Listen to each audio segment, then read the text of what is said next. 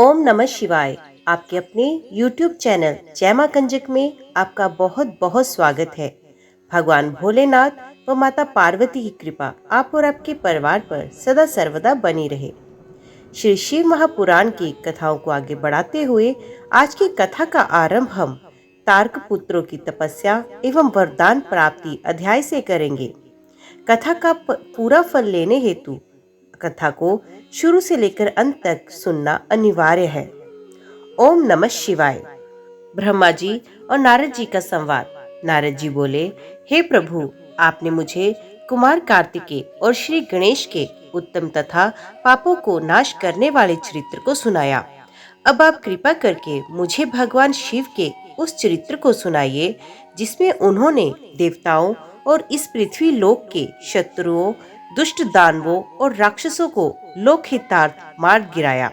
साथ ही महादेव जी द्वारा एक ही बाण से 3 नगरों को एक साथ भस्म करने की कथा का भी वर्णन कीजिए। ब्रह्मा जी बोले, हे मुनि श्रेष्ठ नारद, बहुत समय पूर्व एक बार व्यास जी ने सनत कुमार से इस विषय में पूछा था। उस समय जो कथा उन्होंने बताई थी वही आज मैं तुम्हें बताता हूँ। जब देवताओं की रक्षार्थ भगवान शिव के पुत्र कार्तिकेय द्वारा तारकासुर का वध कर दिया गया, तब उसके तीनों पुत्र तारकाक्ष, विंतुमाली और कमलाक्ष को बहुत दुख हुआ। वे तीनों ही महान बलशाली, जितेंद्रिय, सत्यवादी, संयमी, वीर और साहसी थे। परंतु अपने पिता तारकासुर का वध देवताओं द्वारा होने के कारण उनके मन में देवताओं के लिए रोष उत्पन्न हो गया। तब उन तीनों ने अपना राजपाट त्याग कर मेरु पर्वत की एक गुफा में जाकर उत्तम तपस्या करनी शुरू कर दी। उन्होंने अपनी कठिन और उग्र तपस्या से मुझ ब्रह्मा को प्रसन्न कर लिया। मैं उन तीनों असुरों को वरदान देने के लिए मेरु पर्वत पर गया। वहां पहुंचकर मैंने तारकाक्ष, विंदुमाली और कमलाक्ष से कहा कि हे महावीर दैत्यो, मैं तुम्हारी तपस्या से प्रसन्न हूँ। मांगो, मुझसे क्या चाहते हो? तुम्हारी मनोकामना मैं अवश्य पूरी करूंगा। मुझे बताओ कि किस वरदान की प्राप्ति हेतु तुम लोगों ने इतना कठोर तप किया। ब्रह्मा जी के ये वचन सुनकर उन तीनों तारक पुत्रों को बड़ा संतोष हुआ। तब उन्होंने मेरे चरणों में पड़कर प्रणाम किया और मेरा स्तवन करने लगे। तत्पश्चात वे बोले, हे देवेश, हे विधाता, यदि आप वाकई हम पर प्रसन्न हैं तो हमें अवध्य होने का वरदान प्रदान कीजिए। कोई भी प्राणी हमारा वध करने में सक्षम ना हो और हम अजर अमर हो। हम चाहे तो किसी का भी वध कर सके। प्रभु, हमें यही वरदान दीजिए कि हम अपने शत्रुओं को मौत के घाट उतार सके और निर्भयता पूर्वक इस त्रिलोक में आनंद का अनुभव करते हुए विचरे। कोई हमारा बाल भी बांका ना कर सके। तारक पुत्रों के ऐसे वचन सुनकर मैं ब्रह्मा, त्रिलोकीनाथ, भक्त वत्सल भगवान शिव के चरणों का स्मरण करते हुए बोला, हे असुरों, निस्संदेह ही तुम्हारी इस उत्तम तपस्या ने मुझे बहुत प्रसन्न किया। परंतु अमरत्व की प्राप्ति सभी को नहीं हो सकती। ये प्रकृति का नियम है। जो जन्म लेता है उसकी मृत्यु निश्चित है। इसके अतिरिक्त कोई अन्य वर मांगो, मैं तुम्हें तुम्हारी इच्छित मृत्यु का वरदान दे सकता हूँ। तुम जिस प्रकार अपनी मृत्यु चाहोगे उसी प्रकार तुम्हारी मृत्यु होगी। मेरे इस प्रकार के वचन सुनकर तीनों तारक पुत्र कुछ देर के लिए सोच में डूब गए। तत्पश्चात वे बोले, भगवान, यद्यपि हम तीनों ही महान बलशाली हैं, फिर भी हमारे पास रहने का कोई ऐसा स्थान नहीं है जो पूर्णतः सुरक्षित हो और जिसमें शत्रु प्रवेश ना कर सके। प्रभु, हम तीनों भाइयों के लिए 3 ऐसे नगरों का निर्माण करें जो पूर्णतः सुरक्षित हों। ये तीनों अद्भुत नगर संपूर्ण धन संपत्ति और वैभव से शोभित हों तथा अस्त्र शस्त्रों की सभी सामग्रियां भी वहां उपस्थित हों और उसे कोई भी नष्ट ना कर सके। जब तारकाक्ष ने अपने लिए सोने का, कमलाक्ष ने चांदी का तथा विंध्यामाली ने कठोर लोहे का बना नगर वरदान में मांगा। साथ ही उन्होंने ये भी कहा कि तीनों पूर्व दोपहर अभिजीत मुहूर्त में चंद्रमा के पुष्प नक्षत्र में होने पर एक साथ मिला करेंगे। ये तीनों ही महल आकाश में नीले बादलों में एक के ऊपर एक रहेंगे तथा जनसाधारण सहित किसी को भी नहीं दिखाई देंगे। एक सहस्र वर्षों बाद जब पुष्कारवत नामक काले बादल बरस रहे हों, उस समय जब तीनों महल आपस में मिले, तब हम सबके वंदनीय भगवान शिव असंभव रथ पर बैठकर एक ही बाण में से हमारे नगरों सहित हमारा भी वध कर दे। इस प्रकार तारकासुर के पुत्रों के मांगे वरदान को सुनकर मैं मुस्कुराया और तथास्तु कहकर इनका इच्छित वर उन्हें प्रदान किया। फिर मैं दानव को बुलाकर ऐसे 3 लोगों को मनाने की आज्ञा देकर मैं वहां से अपने लोक को लौट आया। मैंने मेहनत से तारकाक्ष के लिए सोने का, कमलाक्ष के लिए चांदी का और विंदुनमाली के लिए लोहे के उत्तम लोकों का निर्माण किया। ये तीनों ही लोग सभी साधनों और सुविधाओं से संपन्न थे। इन तीनों लोकों का निर्माण होने के उपरांत वे तीनों अपने अपने लोकों को चले गए और मैंने उन्हें एक के ऊपर एक करके, एक को आकाश में, एक को स्वर्ग के ऊपर और तीसरे को पृथ्वी लोक में स्थिर कर दिया। तत्पश्चात तीनों असुरों की आज्ञा अनुसार मैं भी वहीं पर निवास करने लगा। तारकाक्ष, कमलाक्ष और विंदुनमाली तीनों ही सदैव शिव भक्ति में लीन रहा करते थे। इस प्रकार वे तीनों ही असुर अब आनंद पूर्वक अपने अपने लोकों में सुख को भोगने लगे। नारद जी बोले, हे पिताश्री, जब तारकासुर के तीनों पुत्र तारकाक्ष, कमलाक्ष और विंदुनमाली आनंद पूर्वक अपने अपने लोकों में निवास करने लगे, तो फिर आगे क्या हुआ? ब्रह्मा जी बोले, हे नारद, तारक पुत्रों के तीनों लोकों के अद्भुत तेज से दग्ध होकर सभी देवतागण देवराज इंद्र साथ दुखी अवस्था में ब्रह्मलोक में मेरी शरण में आए। वहां मुझे नमस्कार करने के पश्चात देवताओं ने अपना दुख बताना शुरू किया। वे बोले, हे विधाता, त्रिपुरा के स्वामी, तारकाक्ष, कमलाक्ष और विंदुनमाली नामक तीनों तारक पुत्रों ने हम सभी देवताओं को संतप्त कर दिया है। भगवान, अपनी रक्षा के लिए हम सभी आपकी शरण में आए हैं। प्रभु, आप हमें उनके वध का कोई उपाय बताएं ताकि हम अपने दुखों को दूर करके पुनः पहले की भांति अपने लोक में सुख से रह सके। ये सुनकर मैंने उनसे कहा, हे देवताओं, तुम्हें इस प्रकार उन तारक पुत्रों से डरने की कोई आवश्यकता नहीं। तुम्हारी इच्छा के अनुसार मैं तुम्हें उनके वध का उपाय बताता हूँ। उन तीनों ही असुरों को मैंने वरदान प्रदान किया है, तो मैं उनका वध नहीं कर सकता। इसलिए तुम सब भगवान शिव की शरण में जाओ, वे ही तुम्हारी इस दुख की घड़ी में सहायता करेंगे। तुम उनके पास जाकर उन्हें प्रसन्न करो। मुझ ब्रह्मा के ये वचन सुनकर सभी देवता अपने स्वामी देवराज इंद्र के नेतृत्व में भगवान शिव के पास कैलाश पर्वत पर पहुंचे। वहां सबने भक्ति भाव से भगवान शिव को प्रणाम किया और उनकी स्तुति करने लगे। तत्पश्चात देवता बोले, हे महादेव जी, तारकासुर के तीनों पुत्रों ने हमें परास्त कर दिया है। यही नहीं, उन्होंने सभी ऋषि मुनियों को भी बंदी बना लिया है। वे उन्हें यज्ञ नहीं करने देते। चारों ओर हाहाकार मचा हुआ है। उन्होंने इस त्रिलोक को अपने वश में कर लिया और पूरे संसार को नष्ट करने में लगे हुए हैं। ब्रह्मा जी द्वारा इन तीनों को अवध्य होने का वरदान मिला है। इसी कारण वे तीनों बलशाली दानव मंदाद हो चुके हैं और मनुष्यों और देवताओं को तरह तरह से प्रताड़ित कर रहे हैं। हे भक्तवत्सल, हे करुणा निधान, हम सब देवता परेशान होकर आपकी शरण में इस आशा के साथ आए हैं कि आप हम सबकी उन तीनों असुरों से रक्षा करेंगे तथा इस पृथ्वी और स्वर्ग को उनके आतंकों से मुक्ति दिलाएंगे। भगवान, इससे पहले कि वे इस जगत का ही विनाश कर दें, आप उनसे हम सबकी रक्षा करें। ब्रह्मा जी बोले, हे नारद, इस प्रकार सब देवताओं ने त्रिलोकीनाथ भगवान शिव को उन तीनों तारक पुत्रों के आतंक के विषय में सब कुछ बता दिया। तब सारी बातें सुनकर भगवान शिव बोले, हे देवताओं, मैंने तुम्हारे कष्टों को जान लिया है। मैं जानता हूँ कि तारकाक्ष, कमलाक्ष और विंदुनमाली ने तुम्हें बहुत परेशान किया, परंतु फिर भी वे तीनों पुण्य कार्यों में लगे हैं। वे तीनों मेरे भक्त हैं और सदा मेरे ध्यान में निमग्न रहते हैं। भला मैं अपने भक्तों को कैसे मार सकता हूँ? वे तीनों तारक पुत्र पुण्य संपन्न हैं। वे प्रबल होने के साथ साथ भक्ति भावना भी रखते हैं। जब तक उनका पुण्य संचित है और वे मेरी आराधना करते रहेंगे, मेरे लिए उन्हें मारना असंभव है, क्योंकि स्वयं ब्रह्मा जी के अनुसार मित्रद्रोह से बढ़कर कोई भी पाप नहीं। जब वे तीनों असुर नियम पूर्वक मेरी पूजा आराधना करते हैं, तो मैं क्यों बिना किसी ठोस कारण से उनका वध करूं?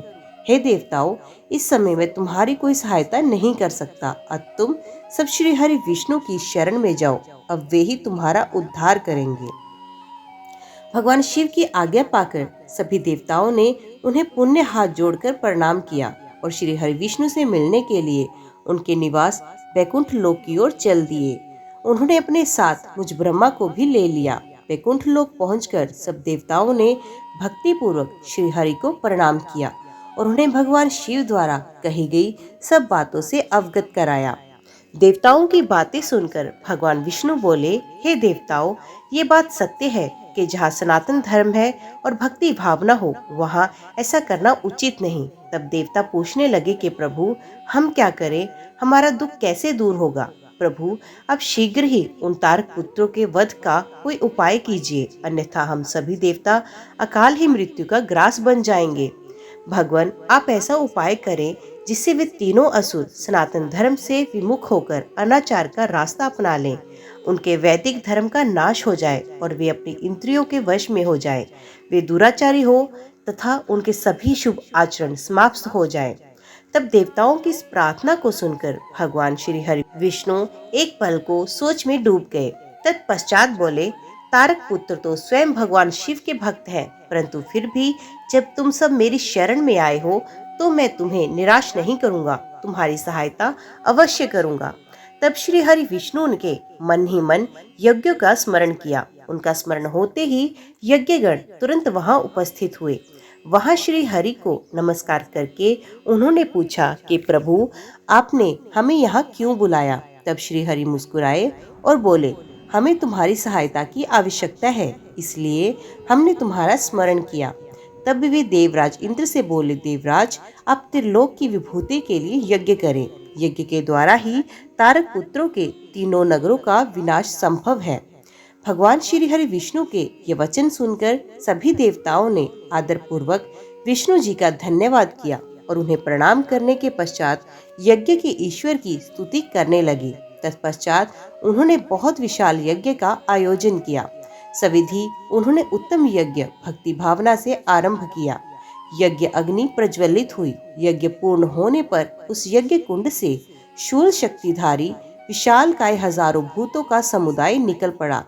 तत्पश्चात अनेक रूपों से युक्त नाना वेशधारी कालग्नि रुद्र के समान तथा काल सूर्य के समान प्रकट हुए। उन भूतों ने भगवान विष्णु को नमस्कार किया। उन भूतों गण को आज्ञा देते हुए विष्णु जी बोले, हे भूतगणों, देव कार्य को पूरा करने के लिए तुम जाकर त्रिपुरों को नष्ट करो। विष्णु जी की आज्ञा सुनकर वे भूतगण दैत्यों के उस महासुंदर नगर त्रिपुर की ओर चल दिए। जब उन्होंने त्रिपुर नगरी में घुसना चाहा तो वहां के तेज से वे भस्म हो गए। जो भूतगण बचे वे लौटकर भगवान विष्णु के पास वापस आए तथा उन्होंने श्री हरि को इस बात की सूचना दी। जब भगवान विष्णु को इस प्रकार भूतगणों के नगरी के तेज से जलने की जानकारी हुई तो वे अत्यंत चिंतित हो गए। तब उन्होंने देवताओं को समझाया कि वे अपनी चिंता त्याग कर अपने अपने लोगों को चले जाएं। मैं इस संबंध में विचार करके अपने लाभ के लिए यथासंभव कार्य करूंगा। मैं तारकाक्ष, कमलाक्ष और विंध्युन्माली नामक तीनों असुरों को शिव भक्ति से विमुख करने का प्रयास करता हूँ, तभी उन पर विजय पाना संभव होगा। तब श्री हरि को प्रणाम करके सभी देवता अपने अपने लोगों को वापस चले गए। ब्रह्मा जी नारद जी से बोले, तब भगवान श्री हरि विष्णु ने अपनी आत्मा के तेज से अत्यंत तेजस्वी एक मायावीर पुरुष प्रकट किया। उसका सर मुंडा हुआ था। उसके अत्यंत गंदे वस्त्र पहने हुए थे। उसके एक हाथ में लकड़ी का एक कटोरा था तथा दूसरे हाथ में झाड़ू। उसने अपने मुख पर वस्त्र लपेट रखा था। व्याकुल वाणी में उसने श्री हरि को प्रणाम किया और पूछा, हे प्रभु, मेरी उत्पत्ति का क्या प्रयोजन? भगवान, मैं कौन हूँ? तब श्री हरि विष्णु ने उत्तर दिया, हे वत्स, तुम मेरे शरीर से ही उत्पन्न हुए हो, इसलिए तुम अर्हे नाम से जाने जाओगे। तुम्हें मैंने एक विशेष कार्य के लिए उत्पन्न किया है। तुम बड़े मायावी हो। तुम्हें एक ऐसे शास्त्र की रचना करनी है जिसमें 16,000 श्लोक होंगे, जिसमें वर्णाश्रम धर्म की जानकारी होगी तथा जिसमें अपभ्रंश शब्दों व कर्म विभाग की भी व्याख्या की गई होगी। विष्णु जी के इन वचनों को सुनकर अर्हे ने उन्हें प्रणाम किया और बोला कि मेरे लिए अब क्या आज्ञा है। तब श्री हरि ने उसे माया से रचित वे अद्भुत शास्त्र पढ़ाया, जिसका मूल ये था कि स्वर्ग और नर्क सब यही हैं, उनका अलग से कोई भी अस्तित्व नहीं है। तब विष्णु ने अर्हे को आज्ञा दी कि वे सब दैत्यों को जाकर शास्त्र पढ़ाए और उनकी बुद्धि का नाश करे। इस प्रकार ये शास्त्र पढ़कर त्रिपुरों में तमोगुण की वृद्धि होगी, जो उनके विनाश का कारण सिद्ध होगी। मेरी कृपा से तुम्हारे इस धर्म का विस्तार होगा। तत्पश्चात तुम मरुस्थल में निवास करना। तुम्हारा कार्य कलयुग आने पर ही पुण्य आरंभ होगा। ऐसा कहकर श्री हरि विष्णु अंतर ध्यान हो गए। तब अर्हि ने भगवान विष्णु की आज्ञा के अनुसार अपने अनेक शिष्य बनाए और उन्हें उसी माया में शास्त्र की शिक्षा दी। विशेष रूप से उनके 4 शिष्य बने, जिनको उन्होंने कृषि, पति, वीर्य और उपाध्याय नाम प्रदान किया। वे चारों शिष्य अपने गुरु के समान ही आचरण करने वाले थे। उनका एक ही धर्म था, पाखंड। वे नाक पर कपड़ा लपेटे गंदे वस्त्र धारण करके इधर उधर घूमते थे। एक दिन अर्हि अपने चारों शिष्यों को अपने साथ लेकर त्रिपुर नगरी में चल दिया। वहां पहुंचकर उन्होंने अपनी माया फैलानी शुरू की, परंतु भगवान शिव की कृपा से उस त्रिपुरी में उनकी माया का प्रभाव नहीं हुआ। तब उन्होंने व्याकुल होकर भगवान विष्णु का स्मरण किया। भगवान विष्णु ने अलौकिक गति से सभी बातें जान ली। भगवान शिव का ध्यान करते हुए विष्णु जी ने, ही नारद, तब तुम्हारा स्मरण किया। अपने स्वामी के स्मरण करते ही तुम तत्काल उनकी सेवा में उपस्थित हुए।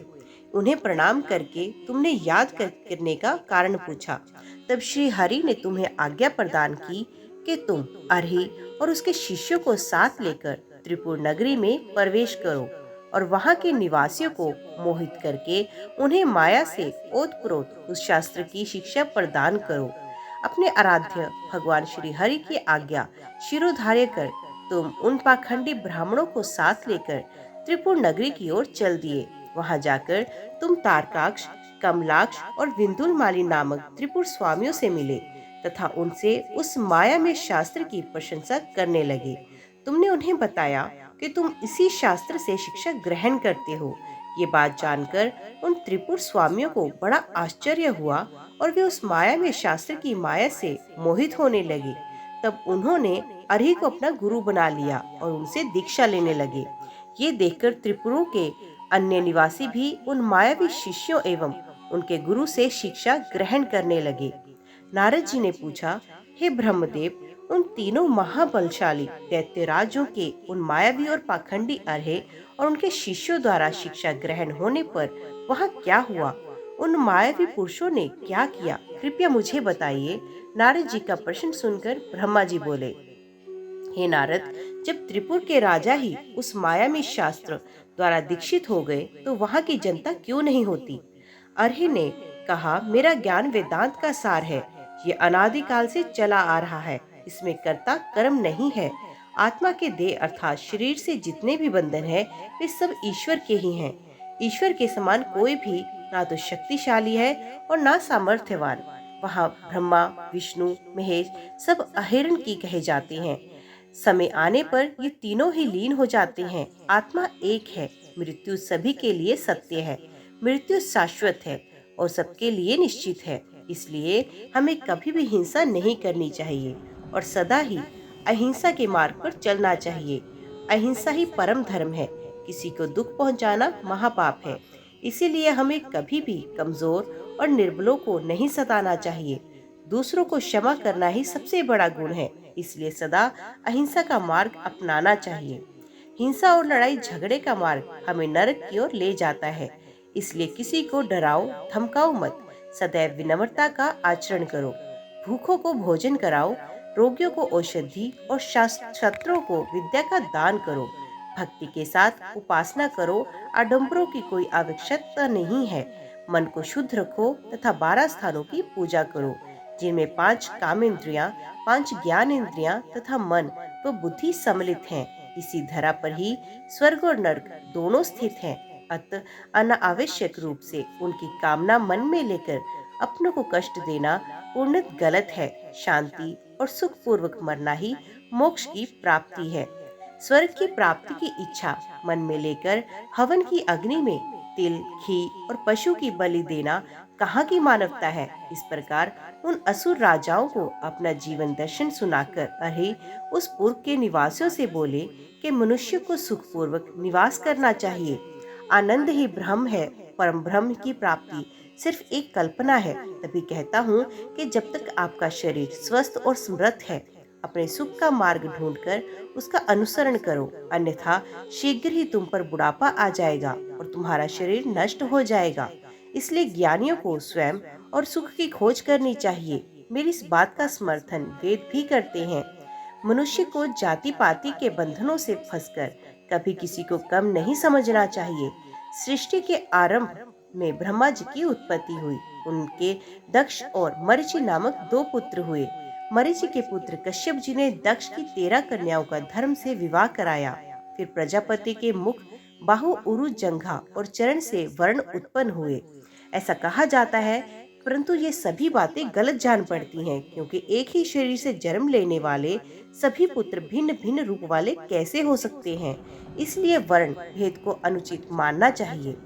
ब्रह्मा जी बोले, इस प्रकार उन अर्हे नामक धर्मात्मा ने अपने भाषण द्वारा तारकाक्ष, कमलाक्ष और विंदुनमाली नामक तीनों असुरों के निवासियों को वेद मार्ग से विमुख कर दिया। साथ ही उन्होंने पतिव्रता स्त्रियों के पतिव्रत धर्म और पुरुषों के जितेंद्रिय धर्म को अस्वीकार कर दिया। उन्होंने धर्म यज्ञ, तीर्थ, श्रद्धा और धर्म शास्त्रों का भी खंडन किया। विशेष रूप से उन्होंने भगवान शिव की पूजा न करने के लिए सभी को प्रोत्साहित किया और सब देवताओं के पूजन और आराधना को व्यर्थ बताया। इस प्रकार उन अर्हे ने पूर्व के वासियों को अपने झूठे धर्म और पाखंड से मोहित किया। इस प्रकार वहां अधर्म फैल गया। तत्पश्चात भगवान श्री हरि विष्णु की माया से देवी महालक्ष्मी भी उन त्रिपुरों में अपना अनादर देख उस स्थान को त्याग कर चली गई। ओम नमः शिवाय। आज की वीडियो में इतना ही। उम्मीद करती हूँ वीडियो आपको पसंद आई होगी। वीडियो पसंद आई हो तो वीडियो को लाइक और चैनल को सब्सक्राइब जरूर कीजिएगा। ओम नमः शिवाय लिखकर अपनी हाजिरी लगवाना ना भूलिएगा। तो मिलते हैं अगले अध्याय के साथ। तब तक के लिए देखते व सुनते रहिए। जय मां कंजक, जय माता दी।